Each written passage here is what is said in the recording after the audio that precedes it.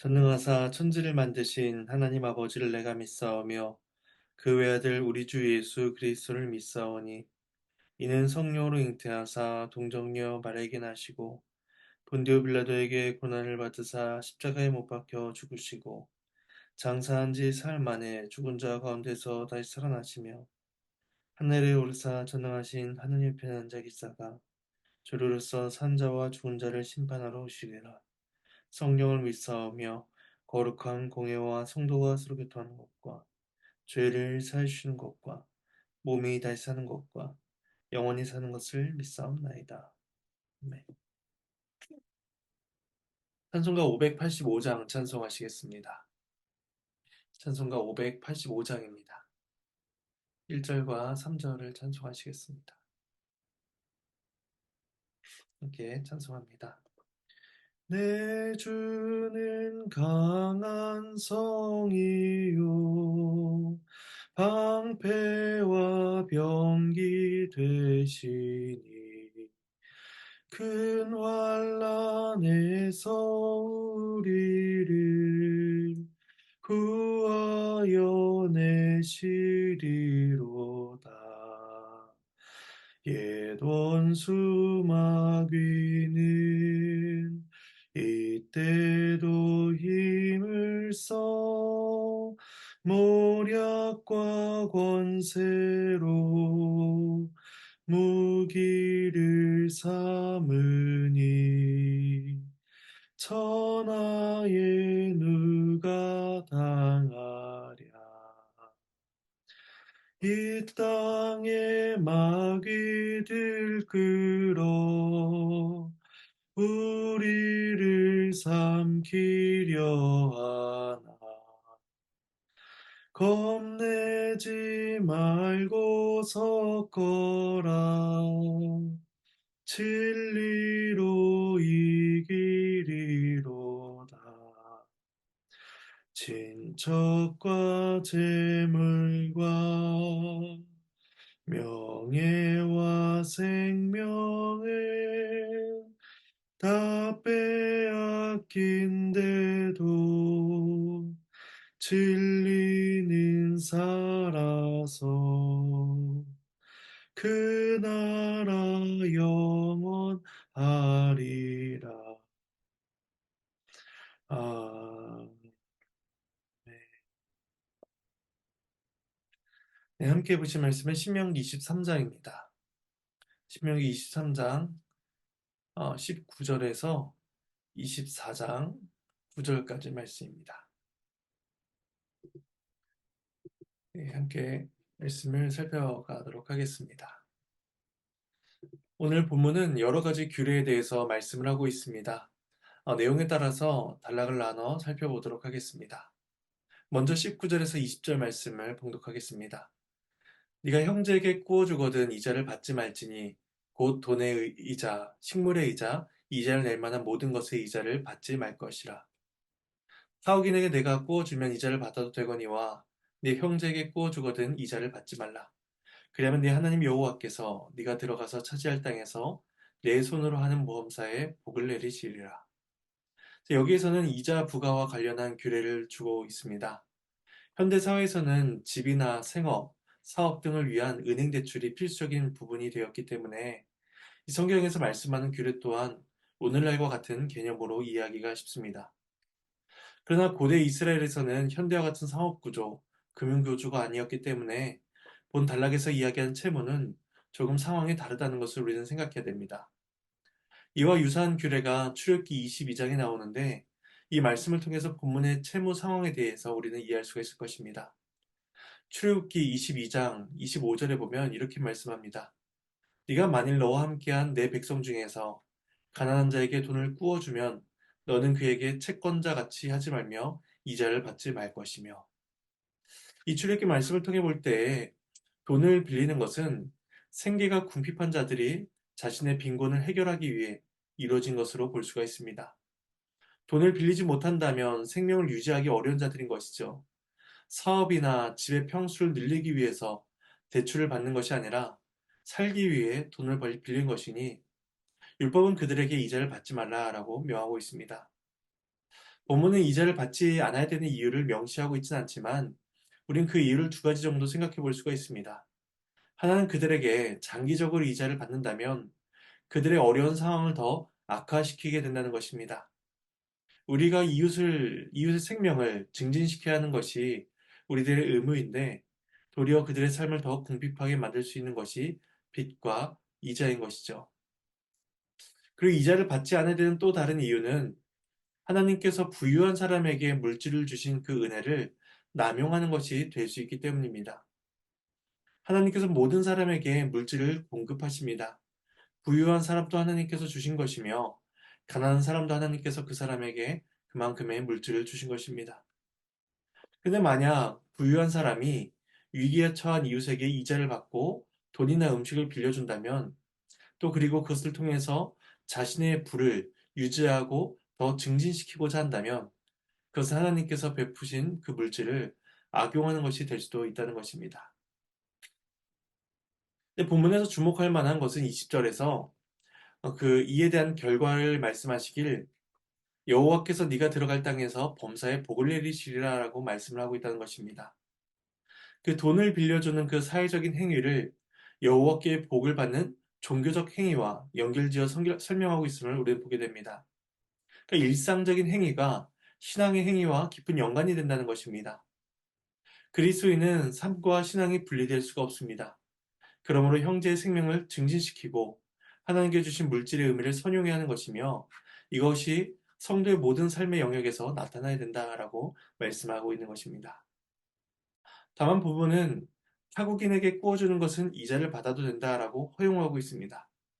그들은 언약 공동체의 일원이 아니었기 때문에 이스라엘을 대하는 것과 같은 방식이 적용되지 않다는 것을 보게 됩니다. 이어지는 두 번째 단락은 21절에서 23절입니다. 말씀을 봉독하겠습니다. 내 하나님 여호와께 서원하거든 갚기를 더디하지 말라. 내 하나님 여호와께서 반드시 그것을 내게 요구하시리니 더디면 그것이 내게 죄가 될 것이라. 네가 서원하지 아니했으면 무죄하리라.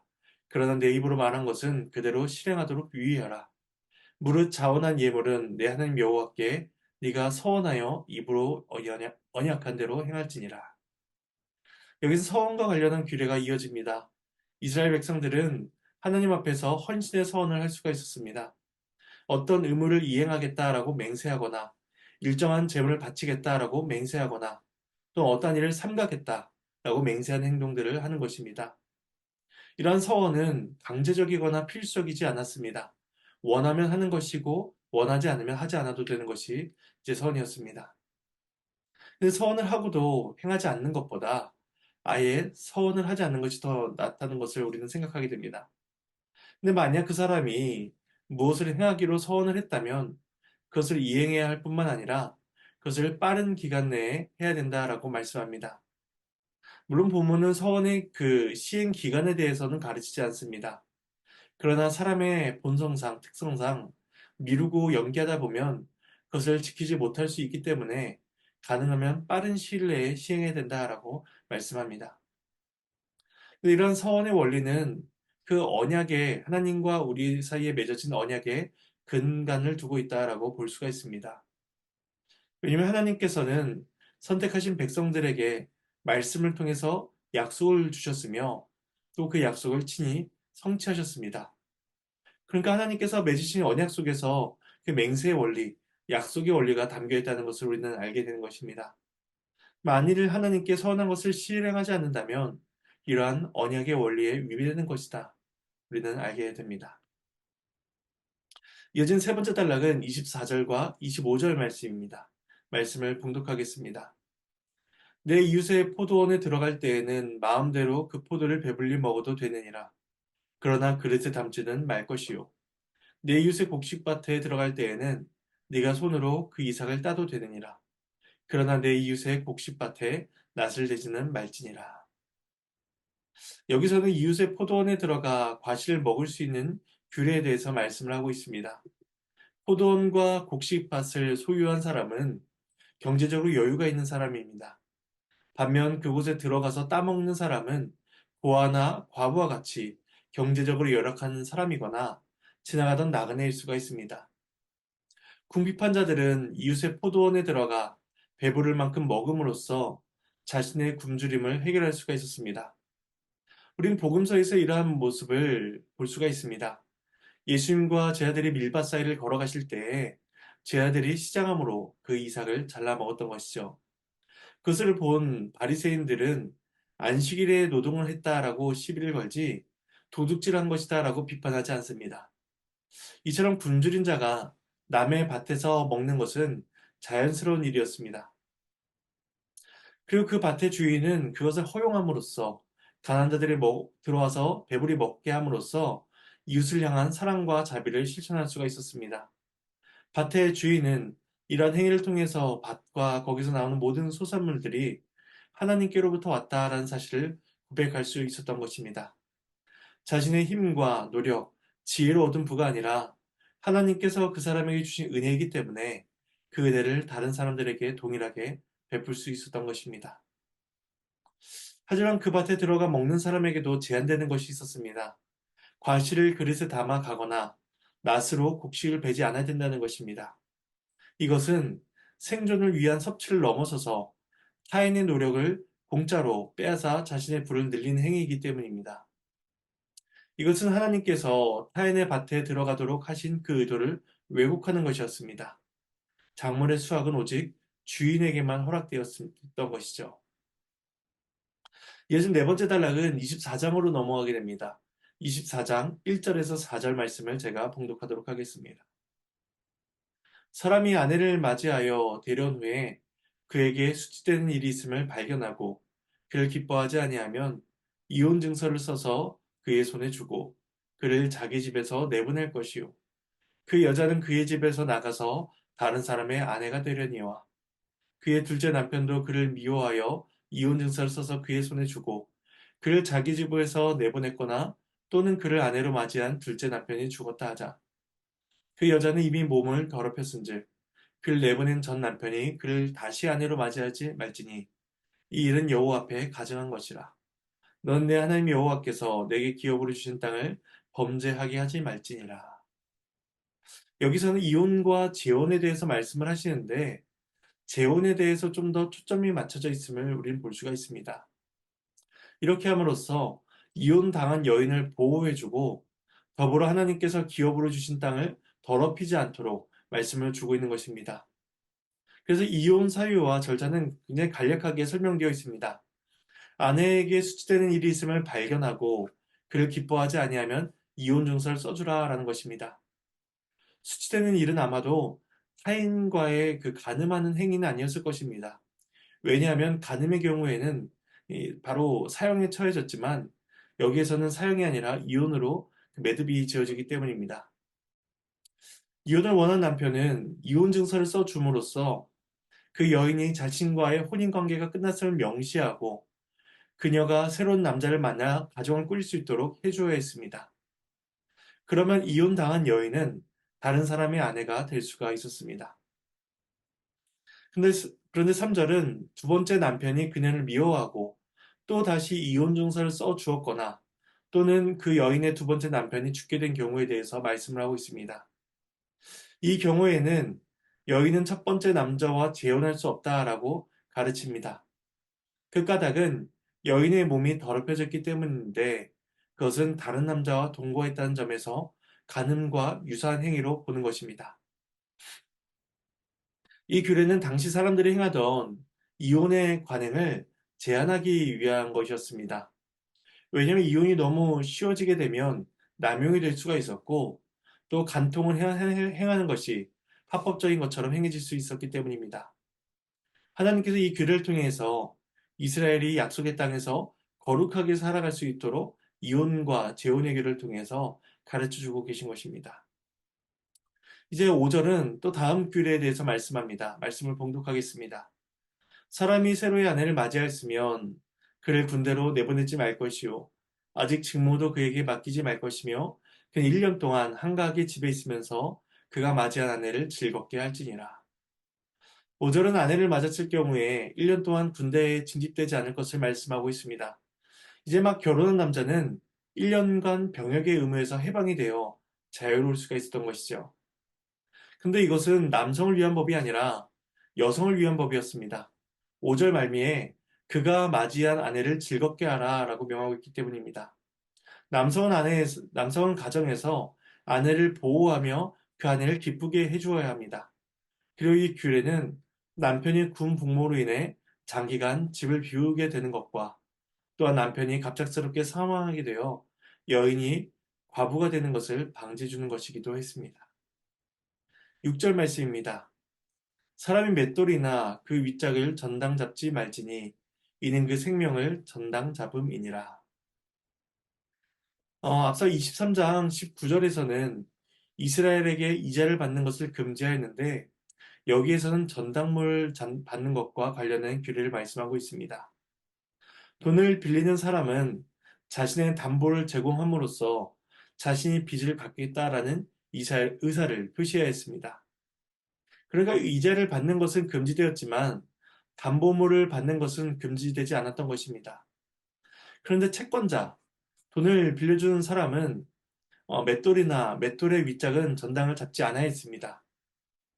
이스라엘 가정에서 맷돌은 요리할 때의 기본 도구이자 필수품이었습니다. 그래서 예레미야 25장 10절에서는 이스라엘에게 심판을 선언하시면서 말씀하시길 맷돌 소리를 끊어지게 하겠다 라고 말씀하시는 부분이 나오기도 합니다. 그러니까 맷돌을 담보물로 취한다는 것, 맷돌 소리가 끊어진다라는 것은 그들의 생명을 취하는 것과 다를 바가 없었습니다. 그러니까 채권자는 채무자의 생존을 담보로 취한다거나 그의 생명을 위협해서는 안 된다라고 말씀하고 있는 것입니다. 이어진 7절 말씀을 봉독하겠습니다. 사람이 자기 형제 곧 이스라엘 자손 중 한 사람을 유인하여 종으로 삼거나 판 것이 발견되면 그 유인한 자를 죽일지니 이같이 하여 너희 중에서 악을 제할지니라. 이번 이 규례에서는 사람을 유인하여 매매하는 행위에 대해서 경고하고 있습니다. 십계명의 여덟 번째 계명은 남의 것을 도둑질하지 말라라고 말씀하고 있는데 간혹 사람을 도둑질하여 그 사람을 종으로 부리거나 매매하는 경우가 있었던 것입니다. 이러한 행위는 생명을 주신 원리와 어긋날 뿐더러 하나님의 구원 사역에 상충되는 일이었습니다. 하나님께서는 애굽에서 종노릇 하던 그 이스라엘을 구원하여 주셨는데 형제를 유인하여 종으로 삼는 것은 그런 하나님의 구원 사역을 모욕하는 것과 같았던 것입니다. 형제를 종으로 삼는 것은 살인죄는 아니었지만 언약 공동체에서 단절되게 하는 행위였기 때문에 사회적 살인죄와 다를 바가 없었습니다. 따라서 이러한 죄를 범하는 사람은 똑같이 사형에 처함으로써 언약 공동체에서 끊어지게 해야 된다라고 말씀합니다. 마지막 8절과 9절 말씀을 봉독하겠습니다. 넌 나병에 대하여 삼가서 레위 사람 제사장들이 너희에게 가르친 대로 네가 힘써 다 지켜 행하되 너희는 내가 그들에게 명령한 대로 지켜 행하라. 너희는 애굽에서 나오는 길에서 내 하나님 여호와께서 미리암에게 행하신 일을 기억할지니라. 하나님의 말씀입니다. 하나님께 감사합니다. 여기서 나병과 관련한 규례를 말씀하고 있는데 자세한 절차에 대해서는 말씀하지 않습니다. 아마도 이스라엘이 나병과 관련한 율법을 잘 알고 있었기 때문입니다. 그래서 모세의 누이인 미리암에 대해서도 언급을 하고 있다는 것을 보게 됩니다. 따라서 여기서 말씀하시는 것은 그 율법을 부지런히 지켜라 라고 명하고 있는 것이죠. 이 나병은 그 나병에 걸린 사람을 이스라엘 공동체와 단절시키는 질병이었습니다. 단순히 의학적인 문제를 넘어서서 공동체의 정결함과 관련된 문제였던 것이죠. 따라서 이스라엘은 레위 제사장들의 가르침을 따라 행함으로써 이스라엘의 거룩함을 유지해야 된다라는 그런 명령을 받고 있는 것입니다. 오늘 말씀은 이처럼 여러 가지 규례들에 대해서 계속해서 말씀을 하고 있습니다. 이제 말씀을 정리하며 본문을 통해서 한 가지 교훈점을 생각해 보기를 원합니다.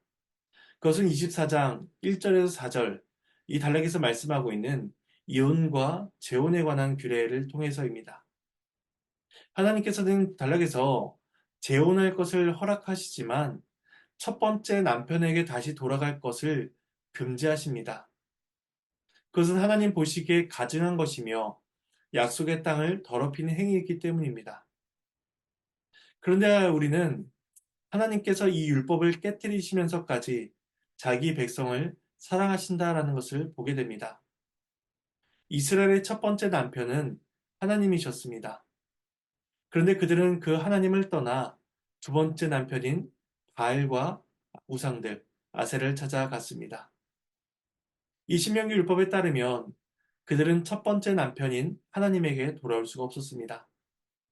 그런데 놀랍게도 하나님께서는 그러한 이스라엘에게 은혜를 베푸심으로써 첫 번째 남편인 하나님에게 돌아오고자 하는 마음이 일어나게 하시고 또 그렇게 돌아온 자들을 사랑으로 품어주십니다. 여호와 보시기에 가증한 것조차도 하나님께서 스스로 감내하시며 그 사랑을 그들을 향해서 베풀어 주신다는 것입니다. 우리 중 어느 누구도 첫 번째 남편인 그 하나님께 돌아갈 만한 사람이 없습니다. 그럼에도 우리가 이 시간 주의 말씀을 듣고 오늘도 하나님의 백성으로 살아갈 수 있는 것은 하나님께서 이 율법을 넘어서는 은혜와 그 사랑을 우리에게 베풀어 주셨기 때문입니다. 우리 오늘도 이 사랑을 그리스도 안에서 확인하기를 소망합니다. 그리고 그에 대한 감사와 영광을 하나님께 올려드려야 할 것입니다. 이 은혜를 기억하며 살아가는 저와 여러분이 되기를 간절히 소망합니다. 제가 잠시 기도하도록 하겠습니다. 하나님의 은혜에 감사를 드립니다. 이스라엘에게 여러 가지 율법을 통하여서 하나님의 백성대로 살아갈 수 있는 그 교훈을 주시고 이 말씀을 통해서 우리에게도 동일한 은혜와 교훈들을 주심에 감사를 드립니다. 특별히 하나님께서 하나님을 떠났던 우리들에게 큰 은혜를 베풀어 주심을 기억하게 됩니다. 그 크신 은혜에 의하여 우리가 주께 돌아가게 되었고 그 크신 은혜에 의하여 우리가 주 앞에 살아갑니다.